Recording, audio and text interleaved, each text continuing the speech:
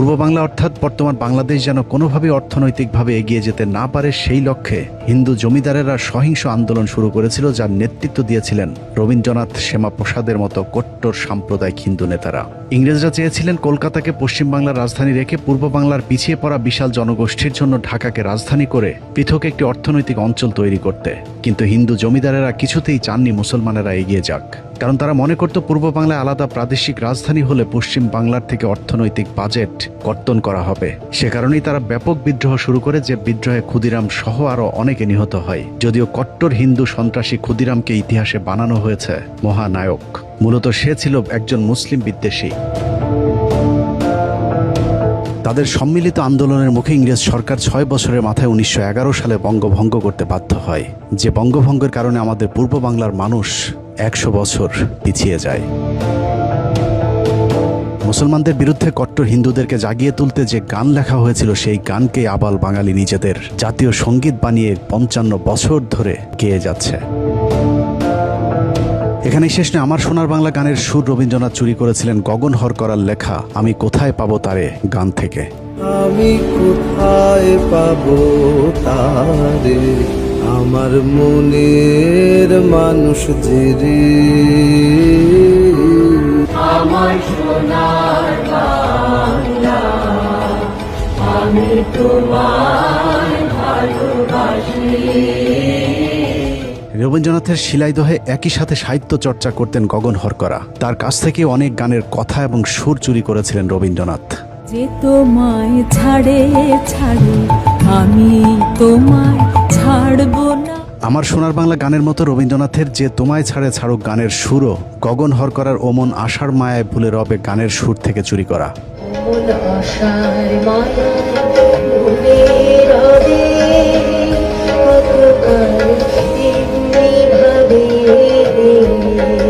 কোথায় পাবো তারে, আমার মনের মানুষ যে রে।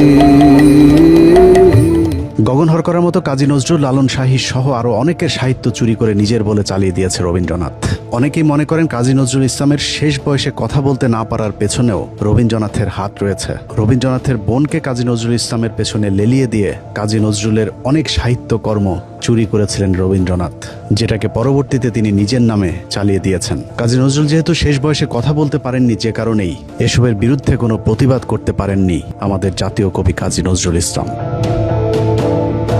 রবীন্দ্রনাথের অধীনে থাকা প্রজাদের সাথেও চরম বৈষম্যমূলক আচরণ করতেন। বিশেষ করে নিম্নবর্ণের হিন্দু এবং মুসলমান প্রজাদের উপর বর্ণবাদী আচরণ চালিয়েছে রবীন্দ্রনাথ। মুসলমানদেরকে তো রবীন্দ্রনাথ মানুষই মনে করতেন না। মুসলিম অধ্যুষিত পূর্ব বাংলার মানুষকে নিয়ে বহুল আলোচিত সেই উক্তি, 7 কোটি সন্তানের হে মুগ্ধ জননী, রেখেছ বাঙালি করে মানুষ করণী। রবীন্দ্রনাথ কতটা মুসলিম বিদ্বেষী ছিল এটাই তার জ্বলন্ত প্রমাণ। তারপরেও বাংলাদেশের ভারতীয় দালালেরা রবীন্দ্রনাথকে বর্ণবাদী বলতে নারাজ, অথচ রবীন্দ্রনাথ ছিল ভারতীয় বর্ণবাদীদের প্রধান পৃষ্ঠপোষক। তো রবীন্দ্রনাথ ঠাকুর ঢাকা বিশ্ববিদ্যালয়ের প্রতিষ্ঠার বিরোধিতা করেছিলেন কি করেন নাই, এই বিষয়ে মীমাংসা করার জন্য রমেশচন্দ্র মজুমদারই যথেষ্ট।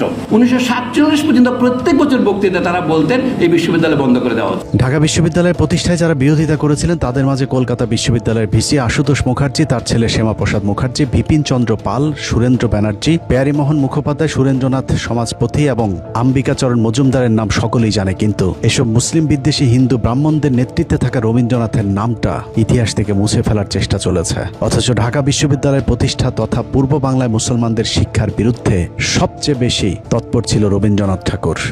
মুসলমানরা যদি লেখাপড়া শেখে তাহলে কায়েদ বহনের মর্যাদা থাকে। আমরা অনেক তথ্য পেয়েছি যে তথ্যের মধ্যে রবীন্দ্রনাথ এবং ঢাকা বিশ্ববিদ্যালয়ের বন্ধন অনেক সুদৃঢ় হয়েছিল। 1912 খ্রিস্টাব্দে 28শে মার্চ কলকাতার গড়ের মাঠে এক বিশাল জনসভা হয়েছিল। ঠিক তার দুদিন পূর্বে আরেকটি গুরুত্বপূর্ণ মিটিং হয়েছিল, যেখানে চূড়ান্ত সিদ্ধান্ত নেওয়া হয়েছিল যে ঢাকায় বিশ্ববিদ্যালয় হতে কোনোভাবেই দেওয়া যাবে না। গুরুত্বপূর্ণ সভায় হিন্দু নেতারা উপস্থিত ছিলেন। নতুন রাজ্য পুনর্গঠনে ঢাকা বিশ্ববিদ্যালয় প্রয়োজন কিনা বা শিক্ষা বিষয়ে করণীয় কি আলোচনার জন্য নীরজচন্দ্র চৌধুরী লিখেছেন, 1912 সালের 28শে মার্চ গড়ের মাঠের ওই সমাবেশের সভাপতি ছিলেন রবীন্দ্রনাথ ঠাকুর।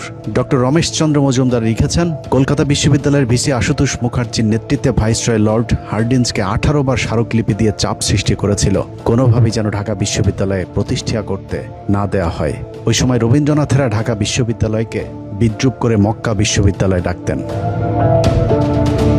জীবন্ত কিংবদন্তি ভারতের বিখ্যাত ইতিহাসবিদ সুকৃতি রঞ্জন বিশ্বাসের সরাসরি বক্তব্যই দিয়েছেন পতিতা ব্যবসায়ী রবীন্দ্রনাথ কতটা সাম্প্রদায়িক ছিলেন। ঘরের মাঠে সেই মিটিং এর থেকে অনেক বড় ডায়াস হলো, তার সভাপতি হলেন বিশ্বকবি রবীন্দ্রনাথ ঠাকুর। সেখানে প্রস্তাব পাশ হচ্ছে ঢাকাতে যেন বিশ্ববিদ্যালয় ইংরেজ গভর্নমেন্ট না করে।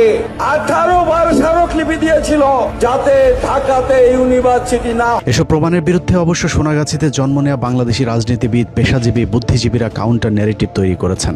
তাদের মতে রবীন্দ্রনাথ ছিল অসাম্প্রদায়িক, শিক্ষানুরাগী, সার্বজনীন একজন কবি। তাকে নিয়ে বিতর্কের কোনো অবকাশ নেই। এবার চলুন কারো কথা বিশ্বাস না করে রবীন্দ্রনাথের নিজের লেখা সাহিত্য থেকে প্রমাণ করা যাক কতটা সাম্প্রদায়িক, ইসলাম বিদ্বেষী, কট্টর হিন্দুত্ববাদী লেখা ছিল রবীন্দ্রনাথ ঠাকুর। রবীন্দ্রনাথ তার হিন্দু ধর্মের গুণগান করে লেখালেখি করলেও সবসময় ইসলামের বিরুদ্ধে চরম অবমাননাকর লেখালেখি করতেন। রবীন্দ্রনাথের বীরগুরু প্রবন্ধে ইসলাম ধর্মকে চরমভাবে কটাক্ষ করা হয়েছে। হযরত মুহাম্মদ সাল্লাল্লাহু আলাইহি সাল্লাম এবং গোবিন্দকে তুলনা করতে গিয়ে রবীন্দ্রনাথ লিখেছেন, ঈশ্বরের কাছে প্রার্থনা করিবার সময় মোহাম্মদ নিজের নাম উচ্চারণ করিতে আদেশ করিয়া গিয়াছেন, অথচ গোবিন্দর প্রশংসা করে লিখেছেন, গোবিন্দ ধর্মপ্রচার পুণ্যের জন্য বিস্তার ও পাপের বিনাশ সাধনের জন্য আসিয়াছেন। অন্যান্য মানুষ যেমন, তিনিও তেমনই একজন মানুষ। তিনি পিতা পরমেশ্বরের দাস, এই পরমাশ্চর্য জগতের একজন দর্শক মাত্র। তাকে ঈশ্বর বলিয়া যে পূজা করিবে, নরকে তাহার গতি হইবে। অথচ হযরত মুহাম্মদ সাল্লাল্লাহু আলাইহি ওয়াসাল্লামও কোথাও তাকে পূজা কিংবা সেজদা করার কথা বলেননি। সেজদা একমাত্র মহান আল্লাহর প্রতি। তারপরেও রবীন্দ্রনাথ হযরত মুহাম্মদ সাল্লাল্লাহু আলাইহি ওয়াসাল্লামকে চরমভাবে অপমান করে কথা বলেছেন। এছাড়া রবীন্দ্রনাথ লিখেছেন, জবনদের মুখে আল্লাহু আকবার ধ্বনি আসছে, আর অন্যদিকে আর্য যোদ্ধারা হিন্দুস্তান রক্ষা করতে তাদের বিরুদ্ধে যুদ্ধ করছে। রবীন্দ্রনাথ মুসলমানদেরকে কতটা ঘৃণা করত তার লেখাতেই ফুটে উঠেছে। মুসলমানদেরকে এখানে জবন বলা হয়েছে, জবন অর্থ বর্বর। এছাড়া আল্লাহর নামটাও বিকৃতভাবে লিখেছে পতিতা ব্যবসায়ী রবীন্দ্রনাথ।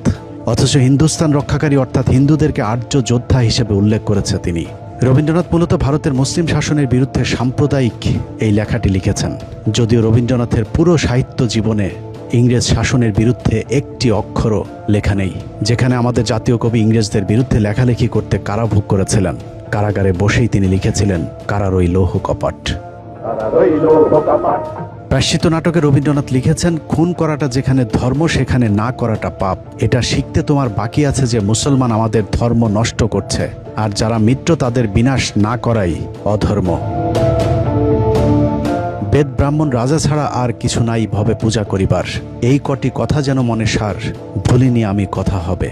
অর্থাৎ পৃথিবীর একমাত্র হিন্দু ধর্মই সঠিক ধর্ম, তাদের ব্রাহ্মণ রাজাই একমাত্র পূজার যোগ্য। এক কথায় বললে রবীন্দ্রনাথ ছিল শুধুমাত্র মুসলিম বিদ্বেষী। রবীন্দ্রনাথের জীবদ্দশাতেই তার বিরুদ্ধে সাম্প্রদায়িকতার অভিযোগ উঠেছিল। বিশেষ করে মুসলিম বিদ্বেষের বিষয়টি পরিষ্কারভাবেই ফুটে উঠেছিল এবং রবীন্দ্রনাথ নিজেই হিন্দুত্ববাদীদের কবি হিসেবেই নিজেকে পরিচয় দিতে গর্ববোধ করতেন। তিনি লিখেছিলেন, মুসলমান বিদ্বেষ বলিয়া আমরা আমাদের জাতীয় সাহিত্য বিসর্জন দিতে পারি না। মুসলমানদের উচিত নিজেদের জাতীয় সাহিত্য নিজেদেরই সৃষ্টি করা। রবীন্দ্রনাথ জীবিত থাকতেই তার সাহিত্য মুসলমানদের জন্য নিষিদ্ধ করে গিয়েছিলেন, যদিও সেই সাহিত্য এখন আমাদের মুসলমানদেরকে নানাভাবে গেলানোর চেষ্টা করা হচ্ছে। কবি মোতাহার হোসেন চৌধুরী শান্তিনিকেতনে রবীন্দ্রনাথকে জিজ্ঞেস করেছিলেন, আপনার লেখা ইসলাম এবং বিশ্বনবী সম্পর্কে কোনো প্রশংসা নেই কেন? উত্তরে রবীন্দ্রনাথ বলেছিলেন, কোরআন পড়তে শুরু করেছিলাম, কিন্তু বেশি দূর এগুতে পারিনি, আর তোমাদের রাসূলের জীবন চরিত্র ভালো লাগেনি। ইংরেজদের 200 বছরের ইতিহাসে ব্রিটিশ বিরোধী সংগ্রামে মুসলমানরা প্রতিটি আন্দোলনে নেতৃত্ব দিয়েছেন।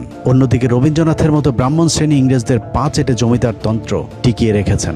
শুধু তাই নয়, মুসলমানেরা ইংরেজদের বিরুদ্ধে বিদ্রোহ করারও কট্টর সমালোচক ছিলেন রবীন্দ্রনাথ। রবীন্দ্রনাথ তার কণ্ঠরোধে লিখেছেন, কিছুদিন হইল একদল ইতর শ্রেণীর অবিবেচক মুসলমান কলকাতার রাজপথে লোস্টন হস্তে অভদ্রতার চেষ্টা করিয়াছিল।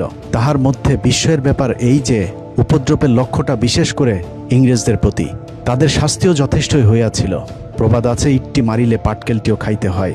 কিন্তু মূর্গণ অর্থাৎ মুসলমানগণ ইট্টি মারিয়া পাটকেলের অপেক্ষা অনেক শক্ত শক্ত জিনিস খাইয়াছিল। এরপরেও রবীন্দ্রনাথ নাকি দেশপ্রেমিক এবং ব্রিটিশ বিরোধী লেখক ছিলেন। এরপরও যেসব বাংলাদেশি মুসলমানেরা রবীন্দ্রনাথকে ঘুরিয়ে পেঁচিয়ে অসাম্প্রদায়িক, মেধাবী, বাংলাদেশি মুসলমানদের শুভাকাঙ্ক্ষী হিসেবে প্রতিষ্ঠিত করতে চাবে, তারা হয়তো জ্ঞানহীন অথবা জ্ঞানপাপী, অথবা সোনাগাছির রক্ত তাদের শরীরে প্রবাহমান। রবীন্দ্র প্রেমীরাই সিদ্ধান্ত নিক তারা আসলে কোনটা। বাংলাদেশের মুসলমানদের কাছে আজ সবকিছু পরিষ্কার।